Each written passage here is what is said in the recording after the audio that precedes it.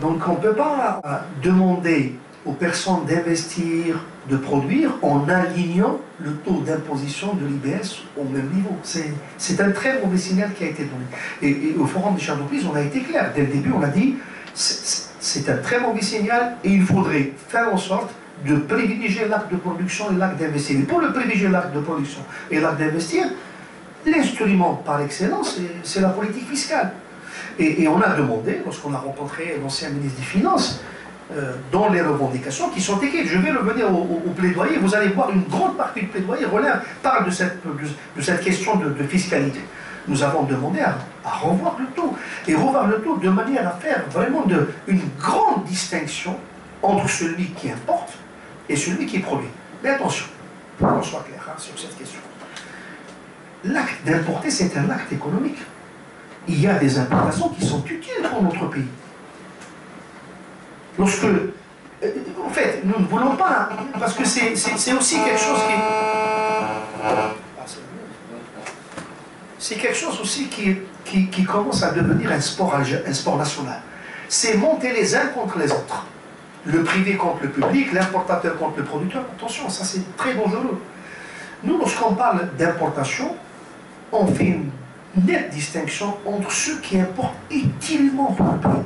Lorsque vous avez, je ne sais pas, une importation de matières premières, d'intrants, de technologies, lorsque vous avez des importations pour, je sais pas, pour un scanner, pour un hôpital, mais ça c'est utile. C'est utile pour le pays. C'est utile pour le pays. Ce que nous disons, nous, au niveau du FCE, premièrement, il faut rationaliser l'acte d'importation.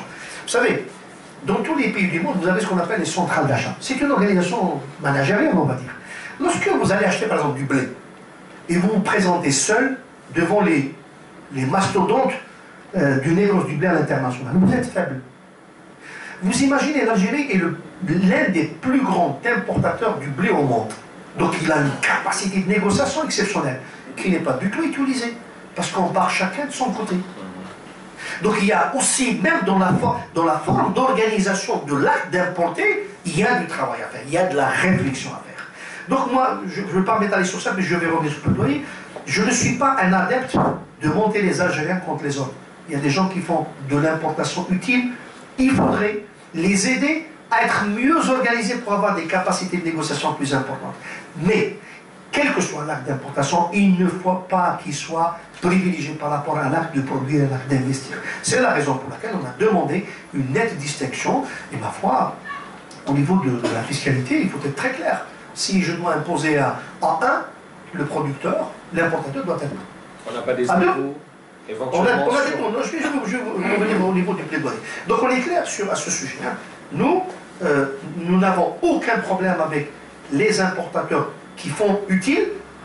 Nous disons, faites attention, messieurs les importateurs, vous êtes en train de délapider votre propre argent. Vous négociez très mal. Organisez-vous de telle manière à ce que vous aurez des capacités de négociation énormes. À partir de là, nous, au niveau du FCE, je vous ai dit, on est à 63% des industriels. Et si je rajoute le BTPH, on est presque à 75% d'entreprises qui produisent au jour le jour, qui ont des difficultés de producteurs au jour le jour. Donc nous demandons, pas nous demandons, presque nous exigeons que la politique fiscale soit une politique favorable à la création de valeur, à la création de richesse, à la création d'emplois dans notre pays. Est-ce que vous avez des échos sur éventuellement le fait que l'IBS sera revu dans le cadre de la LFC?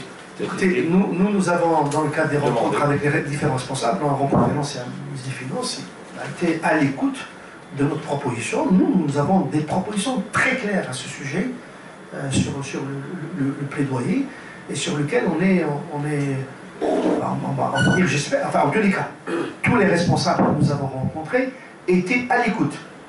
Wait and see.